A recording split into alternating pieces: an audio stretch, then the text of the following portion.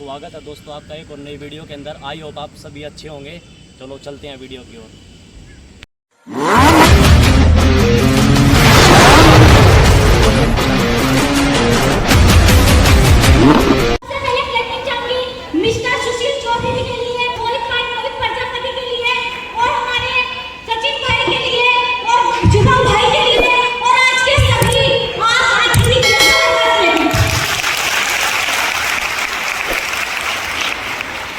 देखो जी, ऐसे मौके पे है ना, नाम जल्दी से किसी की याद नहीं आते।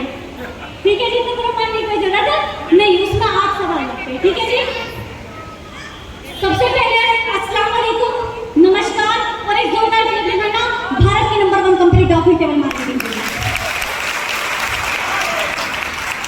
और सबसे ज्यादा क्लिपिंग करना मेरे अम्मी जी, मेरे पापा जी के लिए, जिन्होंने कुछ को नहीं करने का मौका दिया।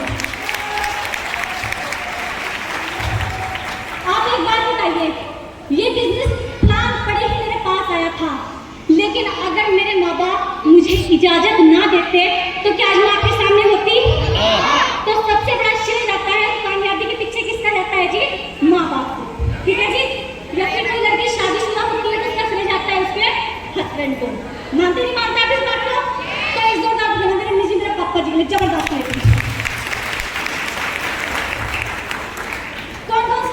मुझे सब चाहते हैं? अरे वाह, हे ऊपर वाले, ये सारे मेरे जैसे हैं, जैसे मुझे कामयाब किया ऐसे आप सबको भी करते हैं। नाम की बात करूं, मेरा नाम गुलफरोज है और शॉर्ट में बोलते हैं मुझे रोज, क्योंकि ये रोज नाम मैंने खुद ने रख लिया। ठीक है जी, क्योंकि गुलफरोज नाम थोड़ा ज्यादा बड़ा था तो शॉर्ट में रोज बोलते, क्योंकि मेरे ब्यूटी पार्लर का नाम रोज था। ठीक है जी, तो मैंने सिस्टर को अपने ब्यूटी पार्लर के साथ साथ शुरुआत की थी। और बता दूं कैसे की थी? आज दोस्तों सुना है कि मेरी शुरुआत कैसे होती है, अगली यहाँ पे कैसे पहुंची, बता दूं। मेरा सबसे बड़ा एक पहला लक्ष्य था कि ऊपर वाले मुझे एक ऐसा मौका दे दे, मैं मेहनती बहुत हूं, मैं मेहनत से नहीं डरती, मुझे एक ऐसा मौका दे दे कि मैं ज्यादा कुछ ना कर पाऊं, अपने बाप की रिक्शा छुटा। मेरा जो जन्म है गरीब फैमिली से है। बहुत से लोग बोलते हैं कि गरीबों का ये, इसमें गरीब लोग जुड़ते हैं, सपने जी गरीबों के ही इसमें गरीब लोग जुड़ते हैं। मैं भी बहुत गरीब फैमिली से थी। मेरी अम्मी मुझे बताती है कि जिस दिन तू पैदा होती घर में खाने को कुछ नहीं था, तेरे पापा ने 5 रुपए रिक्शा किराए पर उठाई थी 18 साल पहले, और उसे चला के कमा के ला के मेरी माँ को दिया था, तब मेरी माँ ने खाना खाया था अगले दिन। तो क्या इससे बुरे हालात हो सकते हैं किसी के? क्योंकि ऊपर कोई हमारे प्रेशर, हमें ऊपर रिस्पॉन्स करने वाला कोई नहीं। तो मैं अपने बाप की जवानी मैंने 18 साल रिक्शा से गुजरती भी देखी। तो मैं ये सोचती थी, मेरे माँ बाप पढ़े ही गरीब थे, लेकिन मुझे लिखाने पढ़ाने में कोई कमी नहीं की, लेकिन जितना मैं पढ़ना चाहती थी उन्होंने मुझे नहीं पढ़ा पाए। बता दूं क्यों? मैंने सिर्फ 12वीं क्लास फाइनल करी सन 2016 के अंदर, और मैं सोचती थी कि मैं ज्यादा पढ़ूंगी। बता दूं क्यों? क्योंकि मेरा माइंड सेट था कि शायद अमीर लोग पढ़े लिखे होते हैं, तो मैं ये सोचती थी कि रोज तू भी पढ़ लिख ले और तू भी अच्छी जॉब नौकरी करेगी तो तू भी अमीर बन सकती है। मेरा दिमाग ये सेट था। तो जब मेरी 12वीं क्लास फाइनल हुई तो मैंने अपनी अम्मी से कहा कि मुझे पढ़ा दो। मेरे पापा ने मुझे मना कर दिया कि मेरा बेटा बजट नहीं है, मैं डेली का 250-300 रुपये कमाने वाला हूँ, हम 6 बहन भाई हैं, 2 मम्मी पापा, तो मैं पूरा घर का खर्चा चलाने पढ़ा नहीं सकता। ठीक है जी, मैंने अपने पापा से बहुत रिक्वेस्ट करी, लेकिन वो नहीं पढ़ा पाए। मेरे पापा ने कहा चल जब इतनी जिद करने लगे कॉलेज जाके देख लूं क्या हिसाब किताब चल रहा है फीस वगैरह में। तो जब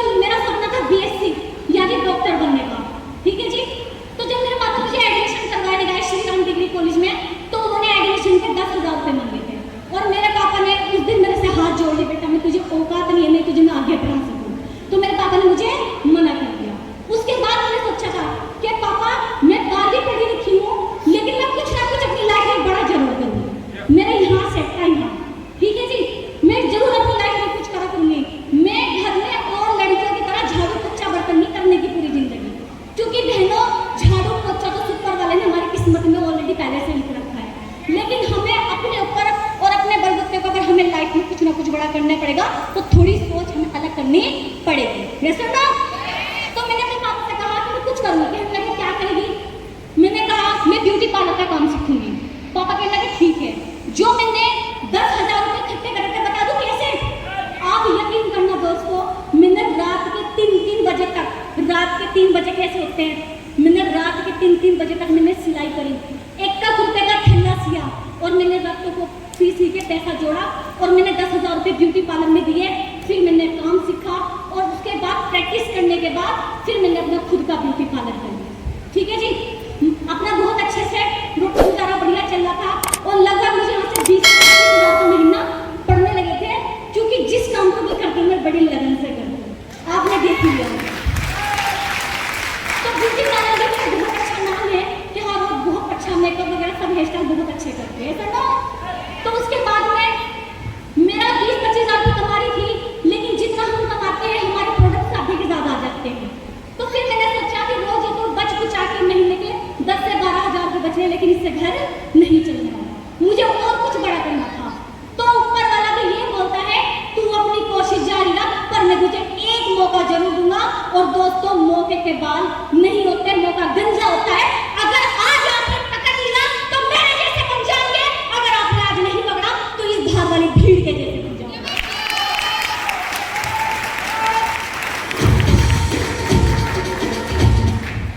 उसके बाद ब्यूटी पार्लर बढ़िया चला था और एक दिन जैसे अचानक आपके पास बिजनेस प्लान जाता है तो बिजनेस प्लान मेरे पास भी आया।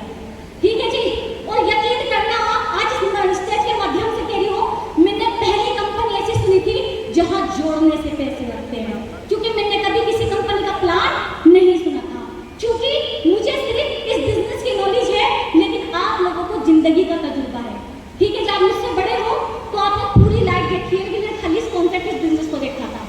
तो जी मेरी समझ में नहीं आया, तो मैंने घर आकर अपने अम्मी पापा से कहा कि अम्मी पापा 6400 रुपये लगाने से और बंदे जोड़ने से लखपति करोड़पति बनते चेक आते हैं। तो पता मेरे पापा ने मुझे क्या कहा? आज मेरे पापा मेरे सामने है। पापा बेइज्जती मत सोचना, बेइज्जती कर रही हो। मेरे पापा ने मुझे ये कहा था बस बनली करोड़पति यही ले ले जाएगी और जो कर रही वो करती रहे, क्योंकि सबसे पहले हमारे घर वाले हमारी टांग खींचते हैं, बाहर वाला वाले टांग खींचते हैं। बताते कैसे?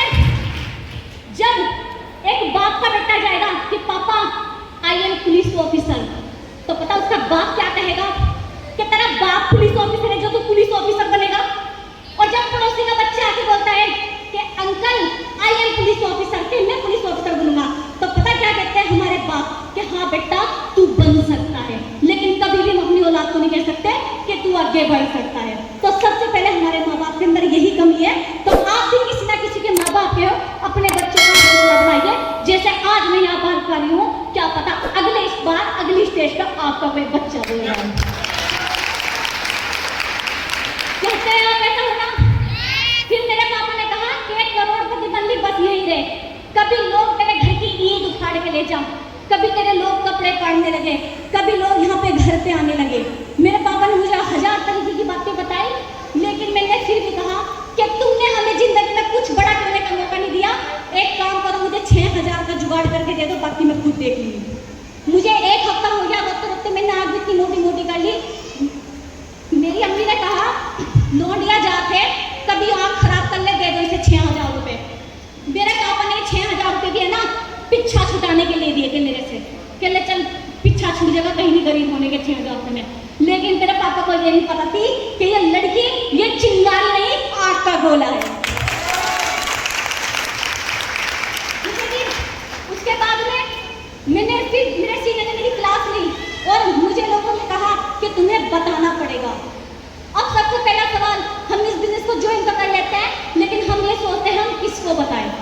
सोचते हैं ना, हम पता क्या सोचते हैं, घर बैठे बैठे अनुमान लगाते हैं कि वो तो गरीब है वो नहीं करेगा, वो तो अमीर है वो नहीं करेगा, वो तो पढ़ा लिखा है वो नहीं करेगा। दोस्तों एक बार सही तरीके से प्लान करके तो देखो, जिसकी जरूरत होगी वो कर लेगा, यानी जिसको भूख होगी वो खा लेगा, और जिसको भूख नहीं होगी उसे खाना भी अच्छा नहीं लगता। बताना पड़ेगा, आपने बताना पड़ेगा, वो अपनी जरूरत के हिसाब से इस पैकेज को लेगा। यस सर ना? उसके बाद में मैंने लोगों से बताना शुरू किया कि 6,000 रुपये लगा के 6400 रुपये लगा कर लखपति करोड़पति बनते हैं। तो बता दो क्या सुनने को मिला? जैसे आपको मिलता है।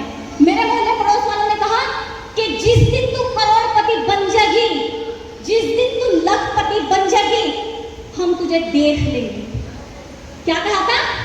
हम तुझे देख लेंगे।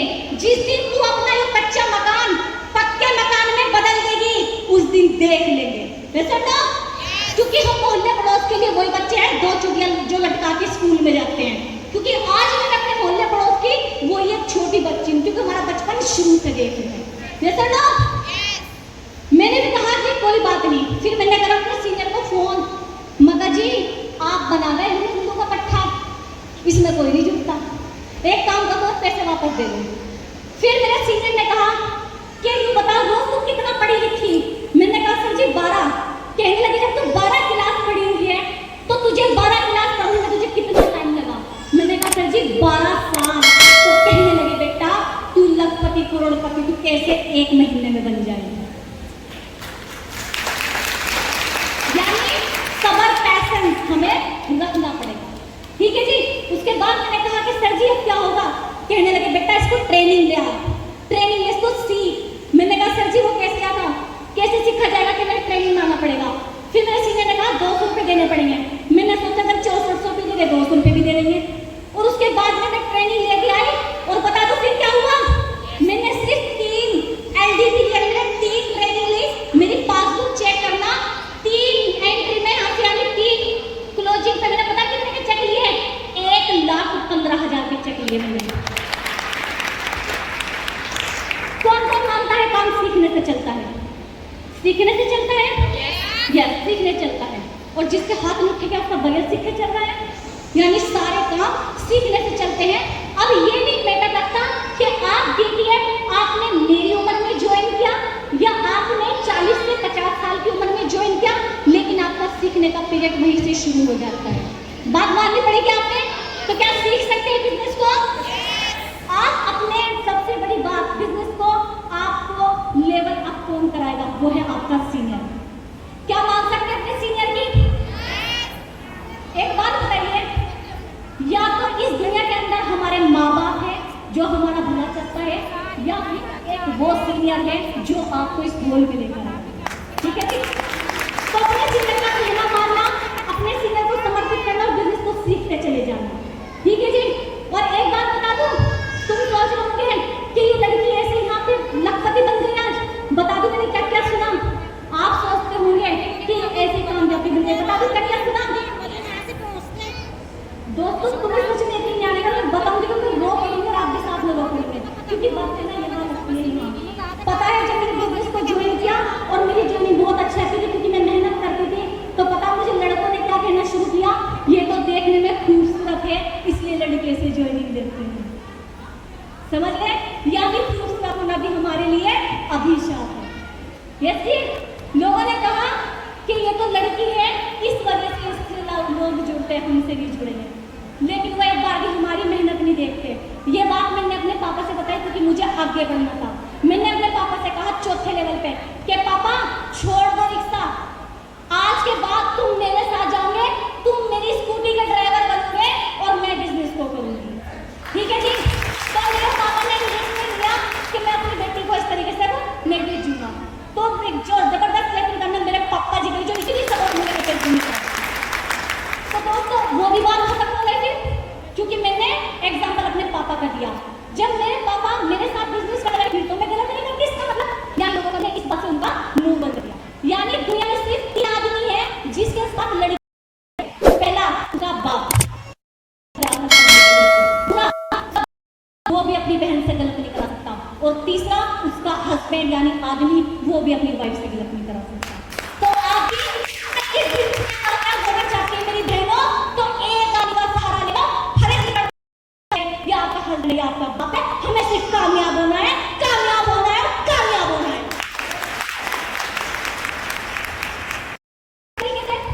और जब मैंने बिजनेस में मुझे प्रोसेस बताया तो बता दूं क्या मिला सुनने को?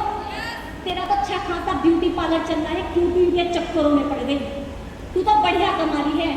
तो बता मैंने से क्या जवाब दिया कि भाई 7 महीने हो गए, बिल नहीं भरा गया लाइट का, 21,000 हुआ है, तू भर दे। क्या देते हैं जवाब? जब मैंने कहा कि 21,000 का बिल है तो तू भर दे, फिर उसने कहा कि हर काम मेरी ले चले। यानी इस दुनिया के अंदर सिर्फ लोग आपको सहा देंगे, साथ आपका कोई नहीं देगा।